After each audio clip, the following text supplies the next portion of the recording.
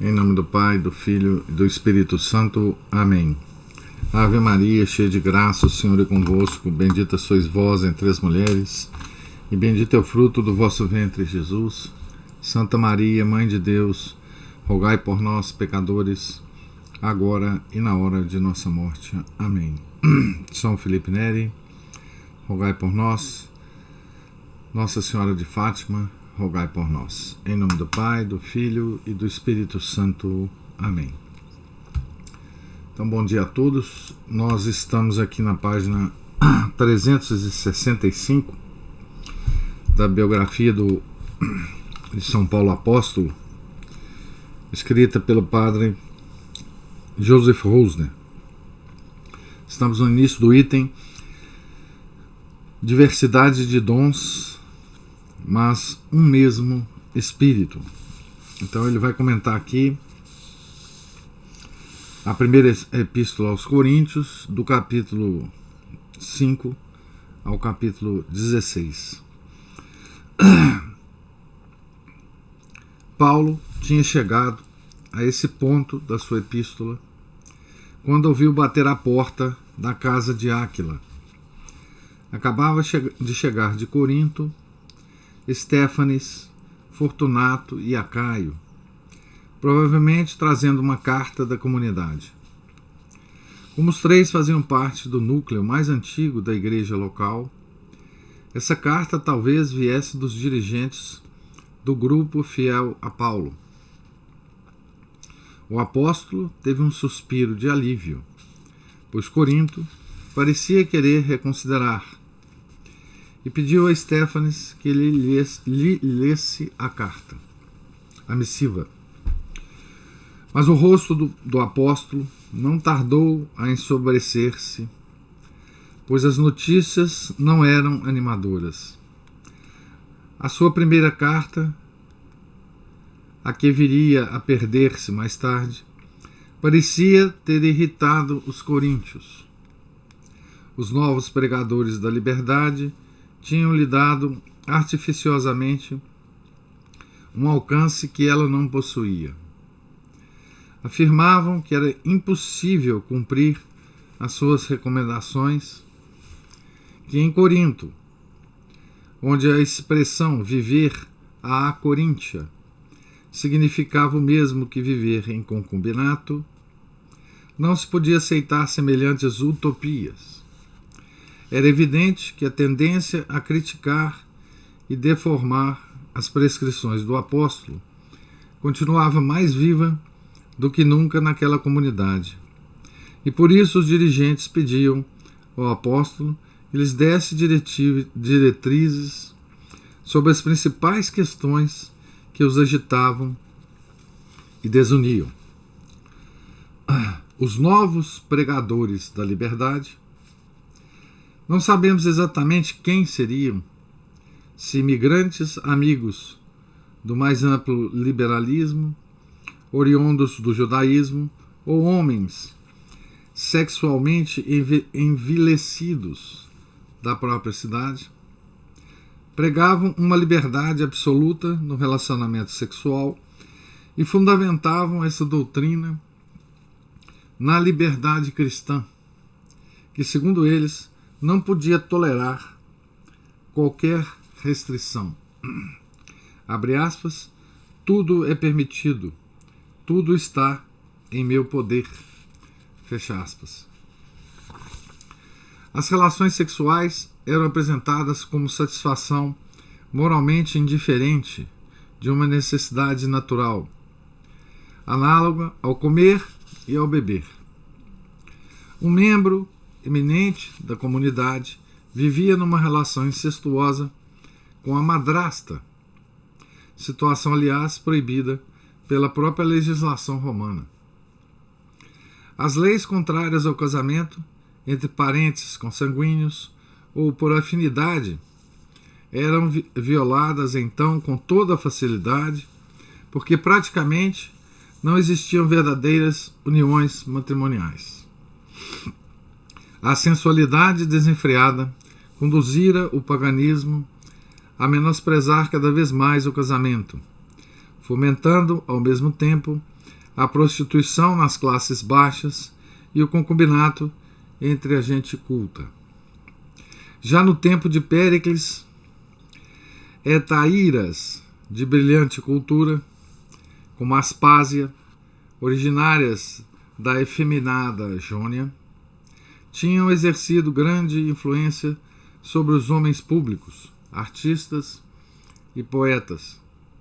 Esta instituição do amor livre, semelhante à das gueixas do Japão, chegara a estender-se a Roma e lá gozava de proteção legal. Imperadores de conduta moral muito elevada, noutros aspectos, mantinham uma dessas cortesãs ao lado da esposa legítima. O próprio Agostinho, antes de se converter, viveria durante anos em concubinato, e isso sob o mesmo teto de sua mãe. Bom, então assim, essa descrição de Corinto aqui é a descrição da nossa sociedade, né?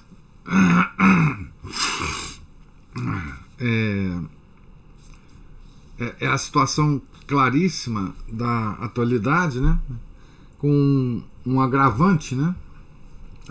No nosso caso, é que, primeiro, nós estamos numa era pós-cristianismo, em que os nossos argumentos já não são mais nem levados em consideração. E uma outra coisa que é uma característica do nosso tempo, né, é que hoje não existe mais a prostituição antiga, né? Ou seja, essa palavra, inclusive, prostituição, ela foi praticamente banida, né? Mas os atos de prostituição acontecem agora praticamente com todas as mulheres, né? E com todos os homens. Então há hoje uma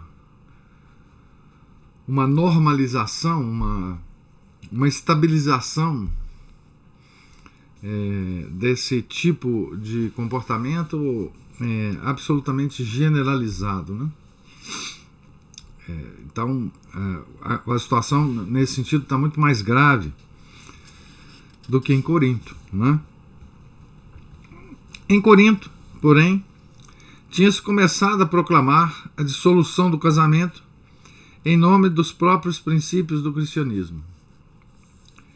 Em contrapartida, no extremo oposto, havia outros que consideravam todo tipo de relação sexual, mesmo no casamento legitimamente contraído, como algo desprezível e degradante.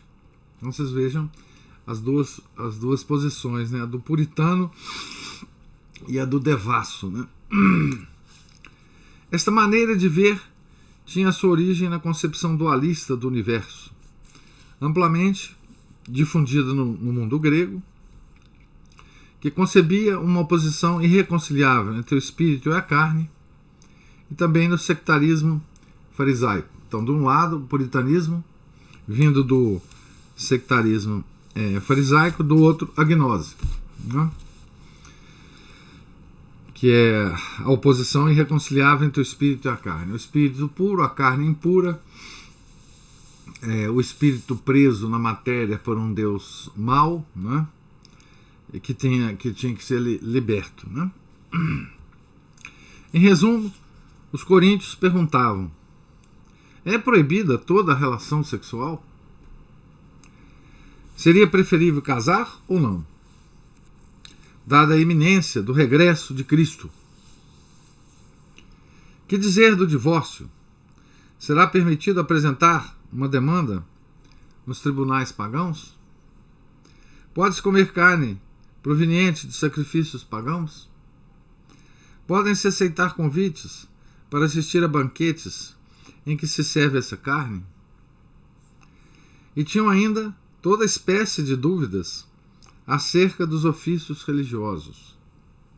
As mulheres de Corinto desejavam ser equiparadas aos homens nos atos de culto, usar da palavra, nas cerimônias e apresentar-se sem véu.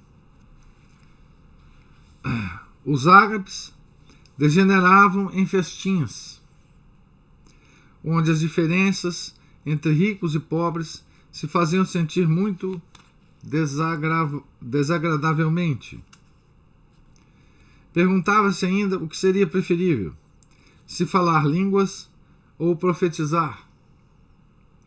Um cristão que tinha um dom de línguas teria dito: maldito seja Jesus. Por fim, também a ressurreição da carne constituía um grave problema para a mentalidade dos gregos. Então, gente, olha que coisa interessante, né? Essa lista de dúvidas, né, que os coríntios apresentavam a Paulo. Isso é no início do cristianismo, né? Primeiro, a característica judaizante, né, dos pregadores lá, né, com relação à carne dos sacrifícios, né, se podia comer ou não, né, se podia participar de banquetes ou não, né. Os ofícios religiosos, né, o ágape, muita gente hoje quer voltar, né, ao cristianismo primitivo, inclusive as práticas primitivas, né? O ágape era aquela refeição que se tomava, né, depois da missa, né? Então veja o que estava sendo, por isso que o ágape acabou, né, na igreja. Aquela festa, né, de congraçamento dos católicos se degenerou para um festim, né, para uma festa pagã. Inclusive aqui se chama atenção para separação entre ricos e pobres, né? Provavelmente mesas para os ricos, mesas para os pobres, né? E, enfim, outra coisa muito interessante, né? O feminismo, né? Uma espécie de feminismo, né? As mulheres de Corinto desejavam ser comparadas aos homens nos atos de culto, né? Antes tinha lá aquelas que queriam celebrar também, né? Enfim, nada parecido com o que hoje está acontecendo, né, gente? Vocês vejam que coisa impressionante, né? Que essas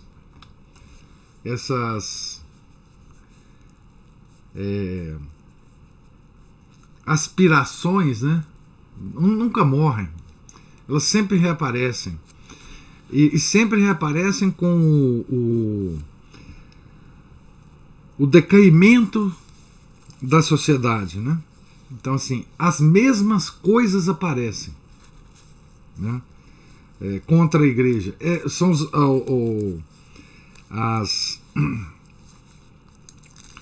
a posição do homem em relação à igreja, as posições erradas, né, elas nunca morrem de fato, né? Elas são ou controladas na época em que a igreja é forte socialmente, ou elas reaparecem com força total quando a igreja se enfraquece, né? As mulheres queriam também participar, né? Inclusive, veja, elas queriam deixar de usar véu, que é o que hoje a gente vê nas missas modernas, né? Então, o véu era uma coisa que implicava as mulheres, né? Porque era uma coisa distintiva das mulheres, né? E elas não queriam se parecer, elas queriam se parecer com os homens, né? Essa é outra coisa dos dons, né? Também é uma coisa que era característica da época do cristianismo primitivo, né? Que era quando os homens e as mulheres eram batizadas e crismadas, né? Apareciam muitos dons realmente do Espírito Santo. Então, qual que seria o dom mais excelso, né? Essa missiva não constituiu certamente uma leitura agradável para Paulo. Para nós, porém, foi providencial, porque obrigou o apóstolo a formular uma doutrina clara sobre todas essas questões. E, além disso, permite-nos observar um sem número de aspectos da vida da igreja primitiva, coisa que de outra forma não teria sido possível. Foi assim que a primeira epístola aos Coríntios se converteu na mais rica e mais interessante de todas as cartas paulinas.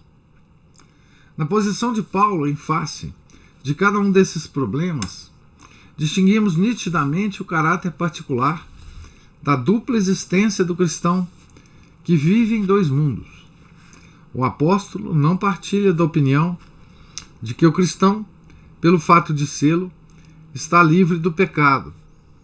Pelo contrário, encontra-se constantemente submetido a uma grande tensão moral, numa dupla forma de existência. Pela sua vida terrena, continua a fazer parte do antigo éon, do mundo do pecado. Pelo Espírito, pertence já à nova forma de existência, a pneumática e espiritualizada. O cristão vive em Cristo, mas vive igualmente no mundo. É essencialmente um peregrino entre dois mundos, expressão entre aspas. Paulo descreve o estado do cristão como de um homem novo justificado, que na morte de Cristo foi com ele submergido e sepultado, e na ressurreição de Cristo emergiu para uma vida nova e se revestiu de Cristo. Está morto para o pecado. O pecado deixou de ter qualquer poder sobre ele. Mas apesar desses princípios místicos e espirituais, o apóstolo não fecha de modo algum os olhos à dura realidade, nem se espanta ao verificar que o pecado continua a existir entre os cristãos. Nunca diz que o pecado se extinguiu. Continua aí à espreita da menor ocasião para reconquistar o terreno perdido. O cristão vive, pois, numa tensão violenta, numa polaridade que não pode ser suprimida aqui embaixo. Isso prova-nos ainda que a mística de Paulo dista muitíssimo da mística dualista de origem iraniana, a gnose, né? Que vê no homem essencialmente um espírito, um ser divino, desterrado do mundo da luz e confinado na terra, e que deve procurar constantemente desembaraçar-se desta, até ser chamado de volta para o reino da luz. E dista igualmente da mística helenística, da união com a divindade através dos atos carnais.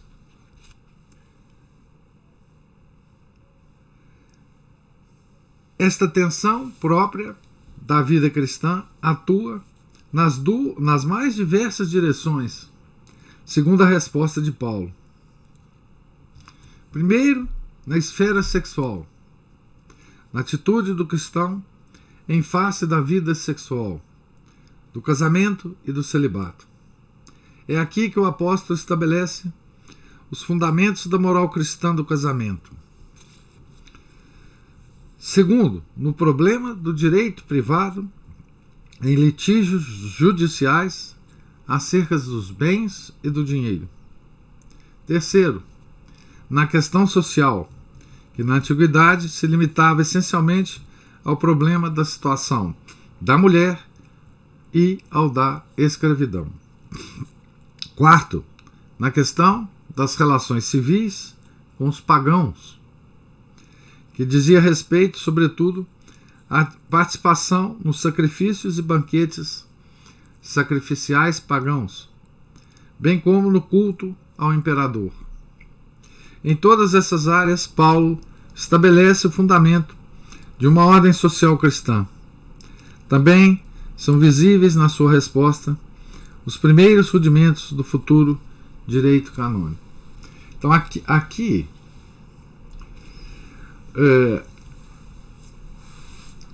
nesse aspecto, né, a Paulo ele se torna importante para qualquer estudioso, né, dos desenvolvimentos políticos e sociais do mundo. Tanto é que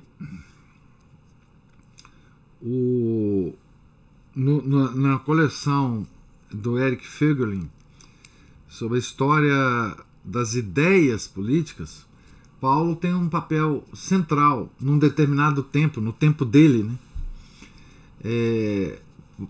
em relação a essas questões sociais e políticas, certo? Paulo é, por assim dizer, tirando toda a parte religiosa da questão, né, Paulo foi um grande pensador, né, e um grande influenciador político e social, por causa exatamente disso, porque ele tinha diante de si os problemas sociais e políticos causados pela vinda de Nosso Senhor Jesus Cristo, né? A vinda de Nosso Senhor Jesus Cristo para nós significa redenção, né? Significa que ele abriu as portas do paraíso, né, que estavam fechadas antes da vinda dele, né? Os justos estavam no limbo, né?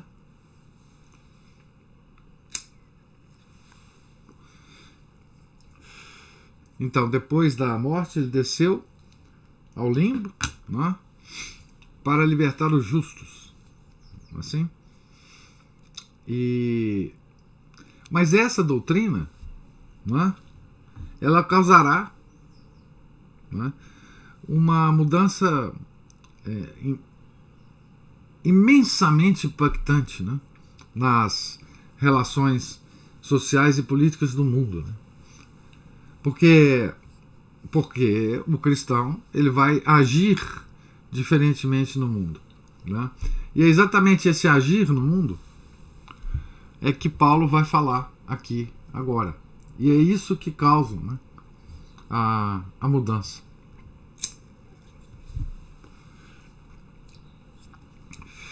Essa mudança vai ter que esperar muitos séculos, né,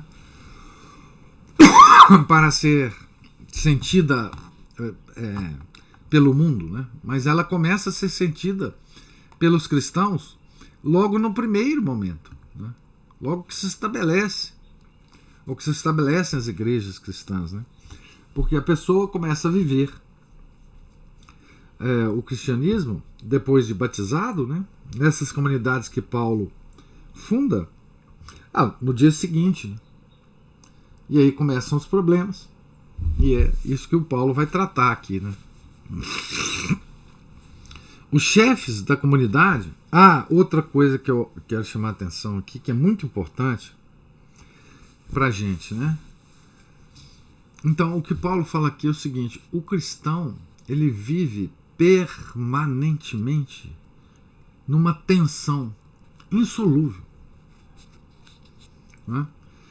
Essa tensão, ela já foi descrita das mais variadas formas, literariamente, teologicamente, misticamente,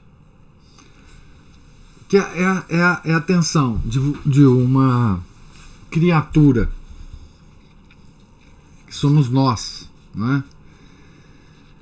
Que foi feita, criada para o paraíso, e com a queda não vive mais no paraíso, vive aqui onde a gente está vivendo. Essa tensão é absolutamente insolúvel. Nós temos que aprender a conviver com ela. É a tensão do cristão no mundo. E aqui de novo eu volto a falar da carta de Agneto, né? que é belíssima para a gente ler. A Carta de Agnoeto é um tratado sociológico, jurídico, político do cristão no mundo. Certo? Então essa tensão não tenham esperança que ela vá acabar. Ela não acabará. É a tensão da existência nossa. E é essa tensão, né, que envolve sacrifício, envolve às vezes solidão, envolve discordâncias profundas nas famílias. É essa tensão que faz com que a gente fraqueje e muitos de nós abandonem a igreja. Tá certo? É exatamente essa tensão. Ou nem se aproxime dela. Né? Os chefes da comunidade tinham se tornado cúmplices de um incesto publicamente conhecida por tê-lo tolerado. A indignação de Paulo atinge o auge. Era seu costume submeter os autores de um escândalo público a uma espécie de excomunhão, que significa a exclusão da participação nas graças da igreja e o rompimento de todas as relações sociais com o culpado. Assim tinha ameaçado de excomunhão os boateiros ociosos de Tessalônica, e mais tarde ordenaria a Tito que evitasse qualquer ligação com os hereges endurecidos e com os fomentadores de discórdias. Os chefes da comunidade tinham faltado gravemente ao seu dever, tolerando covardemente o escândalo. E Paulo dá-lhes agora ordens rigorosas. Tirai do meio de vós o perverso. 1 Coríntios 5, versículo 9 a 13. Para este caso, o apóstolo alude até a um castigo ainda mais severo que a excomunhão: entregar o culpado a Satanás. 1 Coríntios 5, versículos 1 a 8. A comunidade deveria reunir-se, ele próprio estaria espiritualmente presente, e pela sagrada maldição, abandonar temporariamente o culpado à ação vingativa do demônio. Satanás feri-lo-ia com doenças, como a Jó, ou até o mataria, como a Ananias e a Safira. Por esse meio, a sua alma teria ocasião de fazer penitência e mesmo de salvar-se. O direito penal da igreja sempre tem por finalidade a emenda e a salvação da alma. Paulo lançaria mão desse terrível poder pelo menos uma vez na sua vida, contra os dois blasfemadores, Himeneu e Alexandre. 1 Timóteo 1, versículo 20. A dissolução dos costumes inspirava-lhe um profundo horror. Era a reação normal contra o desregramento sexual que imperava na antiguidade e uma herança da sua educação. Mas o apóstolo tinha também uma razão profundamente religiosa para reagir desse modo. O corpo do cristão já não lhe pertence e por isso não lhe é lícito dispor dele livremente. O seu corpo é membro do corpo de Cristo e, por conseguinte, não deve ser profanado pelo contato com prostitutas. 1 Coríntios 6, versículos 12 a 20. Isso é direito canônico, né? Isso é um princípio teológico, não é? Mas é também uma disposição do direito, né? Da justiça. O problema do direito privado preocupava o apóstolo, pois não queria que se dirimissem em tribunais pagãos os litígios relativos à propriedade ou à honra. Os judeus da diáspora dispunham de tribunais próprios, com a aquiescência do Estado. Paulo baseia o seu veto não só na autoridade civil, de que a igreja deve gozar em face da sociedade, mas também na dignidade superior do cristão, que faz dele um juiz dos infiéis e até dos anjos caídos. 1 Coríntios 6, versículo 3. Essa dignidade advém-lhe da sua união mística com Cristo, através da qual lhe cabe participar não somente do sacerdócio, mas ainda da jurisdição de Cristo, que se há de manifestar no dia da parousia. Esse princípio da jurisdição interna da Igreja, mesmo nos casos de processos privados, foi-se impondo progressivamente. Só raramente se viram cristãos demandar entre si em tribunais civis. E a situação manteve-se assim até a época de Constantino, altura em que o Estado se tornou cristão. O problema do casamento é resolvido não no ponto de vista da ética natural, mas a partir de considerações de ordem espiritual, pois o apóstolo mede todas as coisas em função do corpo místico de Cristo e da vida religiosa da comunidade. Para ele, o casamento e a virgindade em nada se opõem. O respeito que se deve aos dois estados de vida procede do mesmo fundamento, o mistério de Cristo. O casamento não é inferior ao celibato como tal, mas unicamente à virgindade. Porém, esta só existe enquanto oferenda de amor feita ao bem supremo, como dom total e heróico do próprio ser, derivado de uma vontade inteiramente pura. O fim eterno da personalidade é o mesmo, tanto no estado de casado como no de virgindade. O casamento só passa para um segundo plano quando excedido por um valor superior, isto é, a entrega indivisa de toda a personalidade a Deus. O vacare Deo. Deus tem sobre o homem direitos superiores aos da comunidade terrena. Assim deve ser entendida a castidade, virtude que se baseia no amor de Deus e foi celebrada desde tempos imemoriais como uma magnífica manifestação da vontade livre.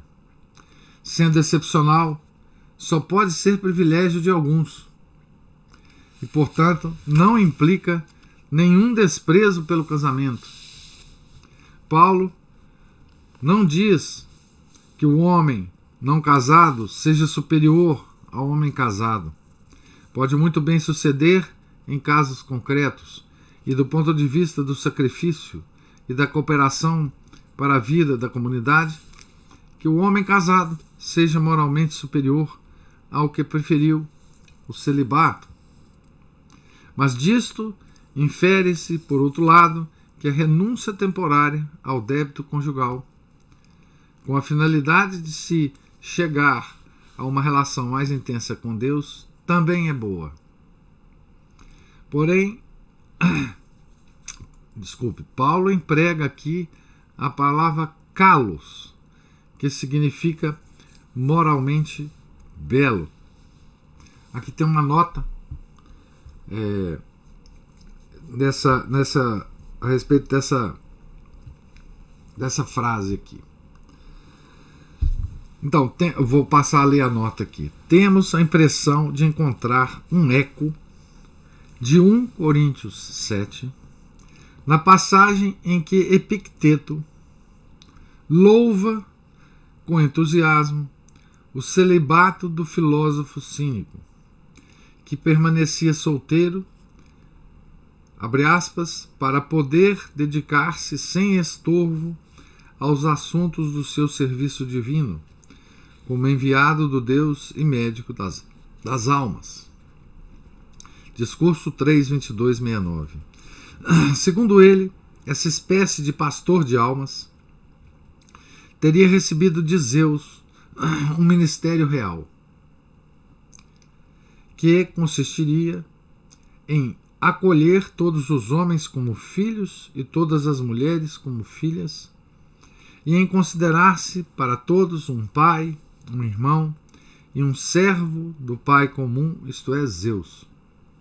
Nem mesmo Paulo teria podido escrever palavras mais belas sobre o ministério sacerdotal do cristão, pois os motivos em que se apoia para recomendar o celibato são análogos.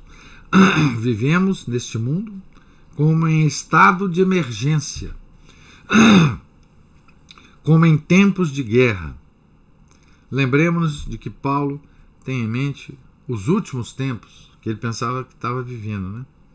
O tempo é breve. Por outro lado, se não houvesse senão pessoas santas, se não houvesse senão perfeitos, também não haveria necessidade de pastores de almas que tivessem de renunciar ao matrimônio para dedicar-se ao serviço dos outros. Então aqui o padre Rosa faz um paralelo, né, entre o escrito de um pagão, né, o Epicteto, e de sua epístola, né? É admirável ver, voltando aqui agora ao texto, né? É admirável ver como este homem, a despeito de sua estatura mística, permanece um grande realista.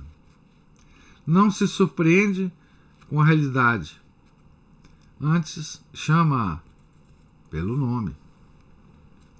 Mesmo diante do ascetismo doentio, inimigo do casamento, professado pelos mistérios gregos e por algumas seitas judaicas, a seita dos terapeutas e a seita dos essênios, não se deixa tentar de modo algum por essa atitude, que pretende ver no matrimônio uma instituição de origem diabólica. Na Epístola aos Efésios, louva o casamento como um mistério de Cristo e eleva-o ao plano do Espírito com uma ousadia muito maior que a das tímidas tentativas de espiritualização do casamento feita pelos estoicos. Mas, no fundo, a ideia do casamento, da união perpétua, reveste-se nele da maior grandeza, porque é justamente essa ideia que dá à virgindade a sua mais profunda justificação, na medida em que a virgindade é o matrimônio espiritual com Cristo. Da ideia do matrimônio, né? A ideia do matrimônio é que gera, né, a grandeza da ideia da virgindade, né? Abre aspas. A própria virgindade, diz Santo Agostinho, tem as suas alegrias nupciais. Fecha aspas. Também Cristo tem uma esposa, que é a Igreja, e sua parousia será a festa das núpcias eternas. Deste ponto de vista, é natural que Cristo tenha permanecido sem se casar durante a sua vida terrena. E à semelhança de Jesus, também Paulo não quis tomar esposa. Foi a igreja que desempenhou esse papel, né, de esposa. Todas as realidades santas e maravilhosas que se verificam no casamento encontrou-as o apóstolo na sua união com Cristo e com a igreja. Vela com carinho pelas comunidades, cercas de amor e de afeto, consome-se em cuidados e combate por elas por amor de Cristo.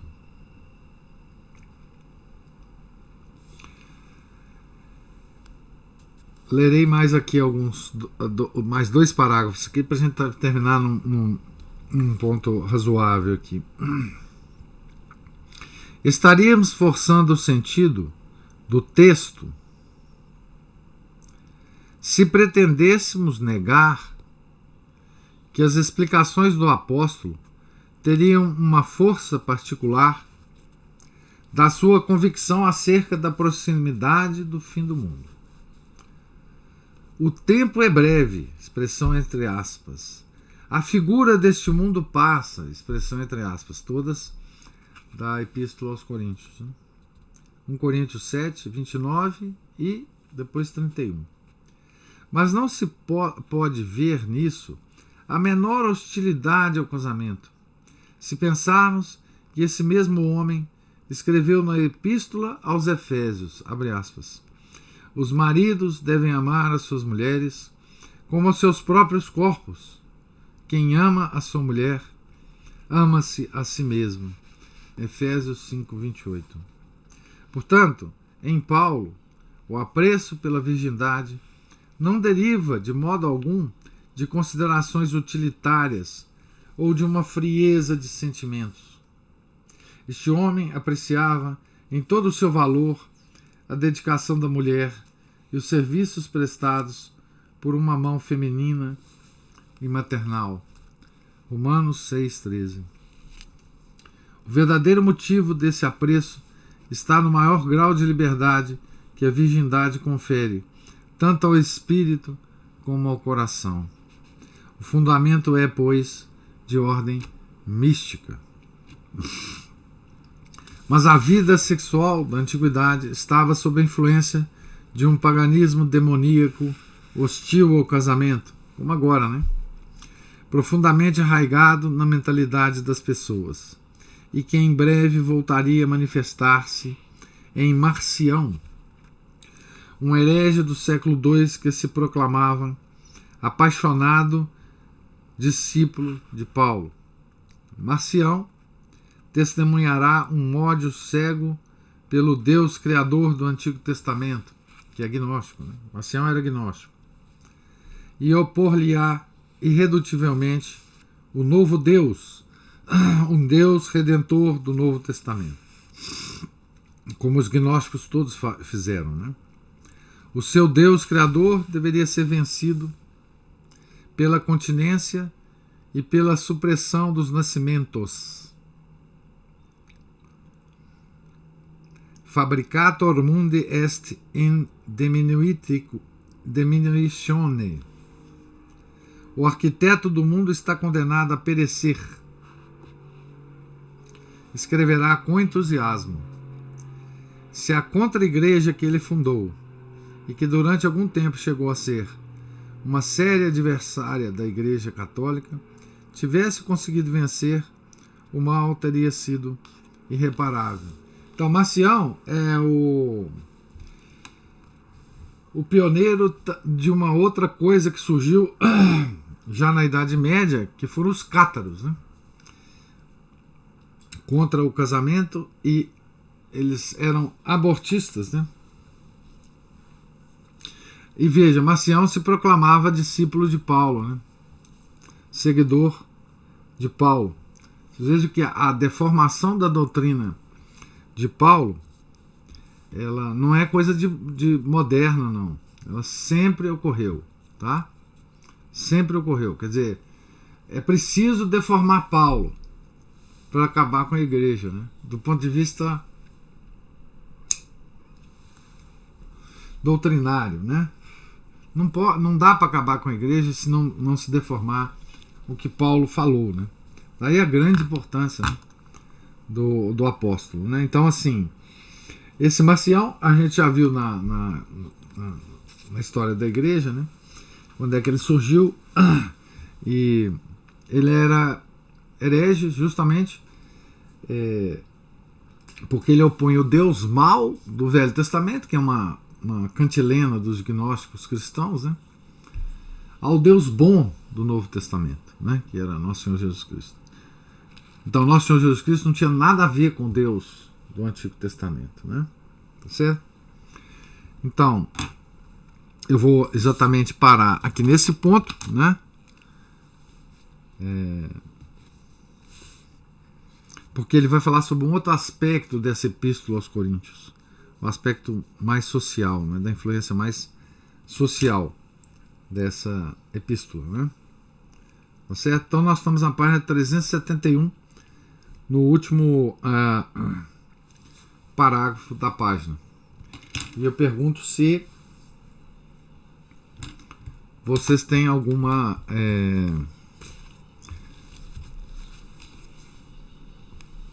observação ou pergunta dessa leitura de hoje.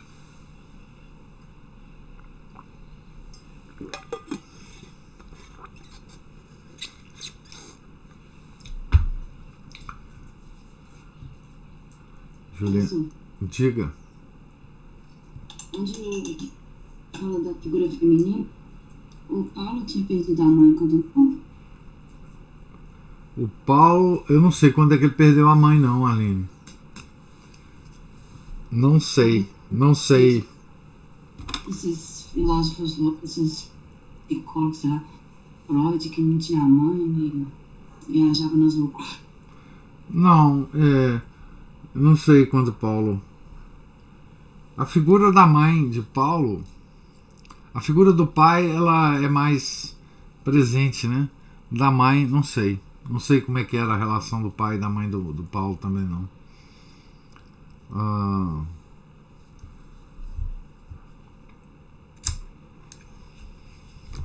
Mas o Paulo tem uma altíssima, né, imagem da mulher, né? As feministas não gostam muito dele, não. As bizarrices daquele tempo são as normosas de hoje. Pois é. Você vê que o Paulo lutou contra as coisas que Paulo lutou, né, hoje são as coisas normais da nossa sociedade, né? Por exemplo, ontem, né, quando a gente estava lendo sobre a crise da igreja, nós vimos, né, como é que a igreja, depois do Concílio Vaticano II, ela ou ficou indiferente ou meio que apoiou, né, as leis do divórcio que foram aparecendo nos estados católicos, né? Vocês veem como é que a degradação chegou a esse ponto, né?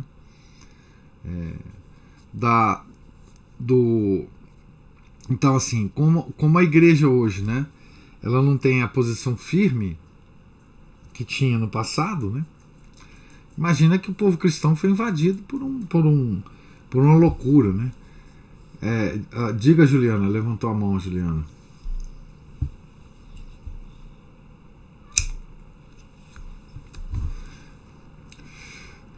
Ela levantou a mão e saiu. Acho que ela levantou a mão só para... Opa! Juliana ingressou. Diga, Juliana. Apertar o microfone, eu desliguei. Diga lá. O telefone tá aberto. Nem tô vendo vocês, mas aqui. Eu digo a normose porque são coisas normais, mas não são normais. Elas acontecem, não são, se tornam comum, mas é uma patologia, não deixa de ser uma patologia social, né? Do ponto de vista cristão, é simplesmente o caminho para o inferno, né? Completamente, é isso que o senhor falou, é uma degradação. É uma degradação, e isso acontece por várias coisas, né? Por várias razões que nós mais ou menos sabemos, né? E no caso nosso hoje, a situação é mais dolorosa para nós, né? Porque nós vemos uma igreja completamente desaparelhada, né, para lutar, ou desinteressada para lutar contra esses males, né? Ou mais ainda, com vontade de ficar bem com o mundo. E então ela fica... Pior é isso. ela fica caladinha, né? Porque pra que ficar brigando com o mundo, né? É muito chato esse negócio de ficar brigando com o mundo, né? E veja que essa situação é novíssima, né? Na história da igreja, porque a igreja sempre lutou com o mundo.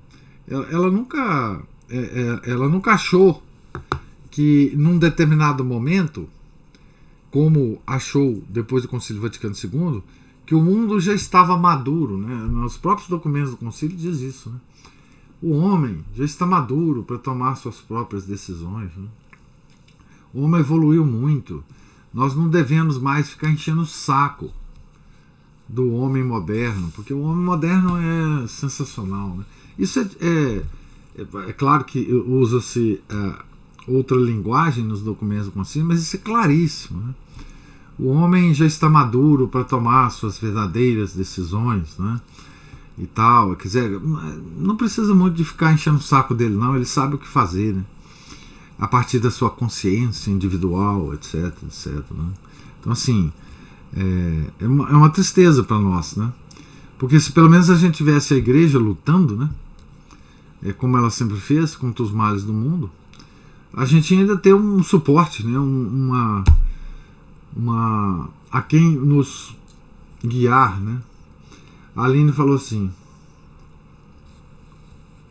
invadiu e nenhum dos antigos questionou, pensando assim é loucura. Falo das invasões modernas. Havia quem questionasse, mas eram... Aline, eu não entendi a sua pergunta aqui. Havia quem questionasse, mas eram calados? Não entendi. E tinha mesmo que ficar questionando, mas a gente já está fazendo comentários sobre isso, né? Quem questionava que isso, eles já sabem se tomar sua decisão sozinhos, você acabou de falar. Não, sim, hoje, né? Claro. A Cristina levantou a mão. Não, é só um complemento. Eu acho que nós temos uma dificuldade hoje que a igreja ela é contra quem não se enquadra na modernidade. Então, quando você começa a perceber, né, em algum momento da sua vida, que os valores estão muito revirados e vai buscar o contrário dentro da igreja, você tem um reforço dessa loucura.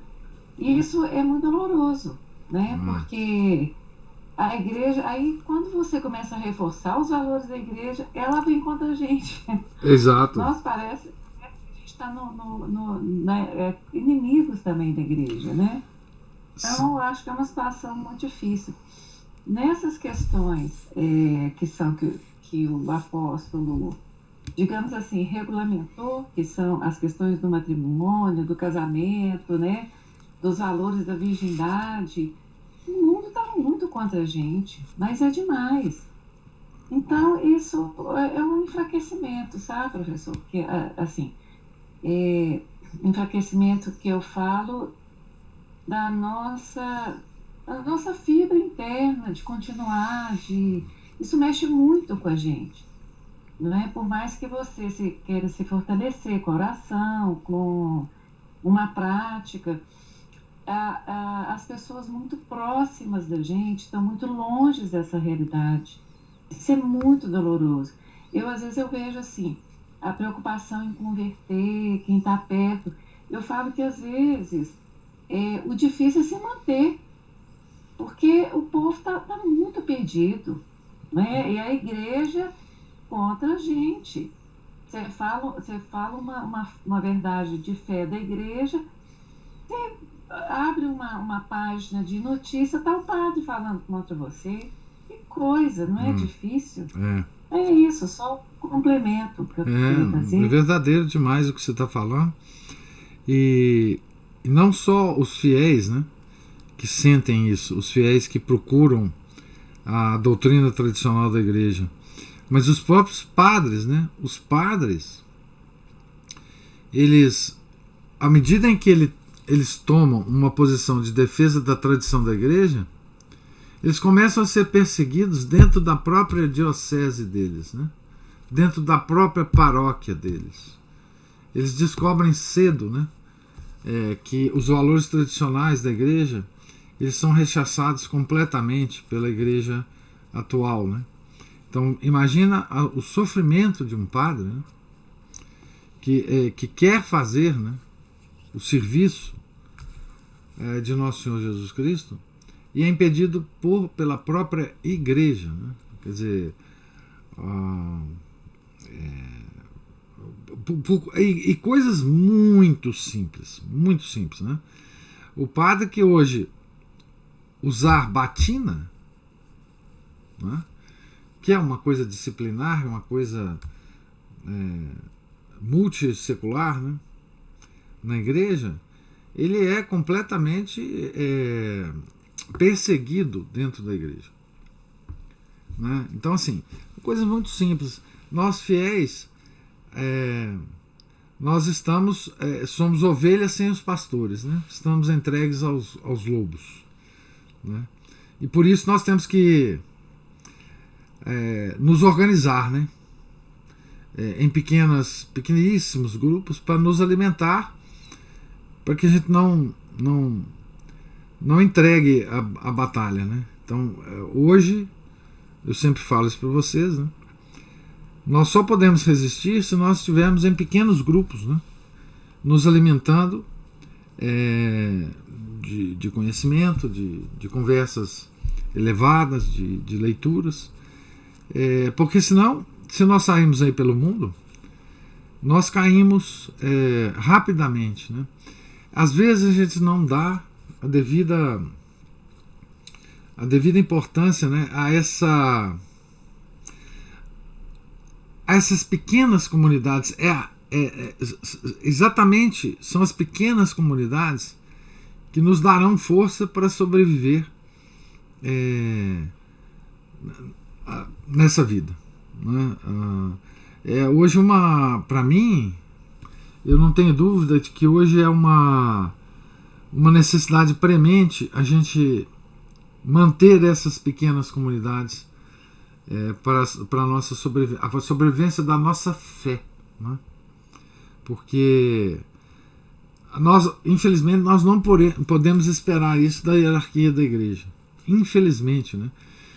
Sobre os nossos ombros de leigos, né, está a responsabilidade de manter a nossa fé. Nós não podemos fraquejar, ou um ou outro pode fraquejar, mas essas pequenas comunidades, sejam religiosas, sejam de leigos, né, não pode fraquejar. Então, enfim, Deus quer assim. Deus está nos dando,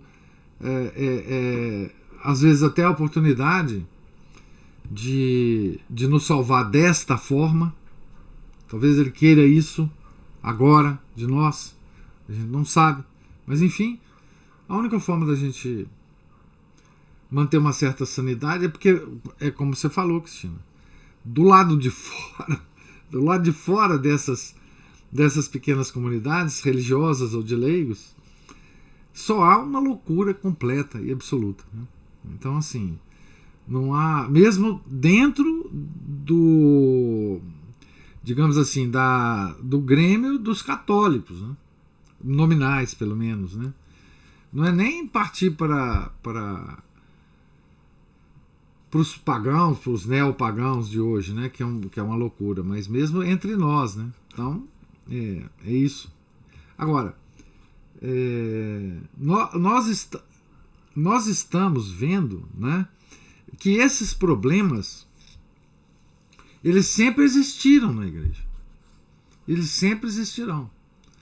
A diferença é que de uma igreja forte, atuante e contra o mundo, né, que pelo menos é uma orientação para nós, e uma igreja que não é assim mais, né? Ou está numa fase que a gente não sabe quando é que vai passar, mas se o mundo não acabar, vai passar, porque Deus não esqueceu da gente, Nosso Senhor não esqueceu da gente, né? Enfim, É o que nós temos para viver, né? É isso aí, Aline. Bom, mais alguma observação, gente? Ou alguma pergunta? Então, nós estamos na página 371, último parágrafo. Amanhã, se Deus quiser, a gente retorna à leitura. Deus lhes pague a paciência, a presença, a participação. Tenham todos uma santa semana. Fiquem com Deus. Em nome do Pai, do Filho, do Espírito Santo. Amém. Ave Maria, cheia de graça, o Senhor é convosco. Bendita sois vós entre as mulheres, e bendito é o fruto do vosso ventre, Jesus. Santa Maria, Mãe de Deus, rogai por nós, pecadores, agora e na hora de nossa morte. Amém. São Felipe Neri, rogai por nós. São Paulo Apóstolo, rogai por nós. Nossa Senhora de Fátima, rogai por nós. Em nome do Pai, do Filho e do Espírito Santo. Amém.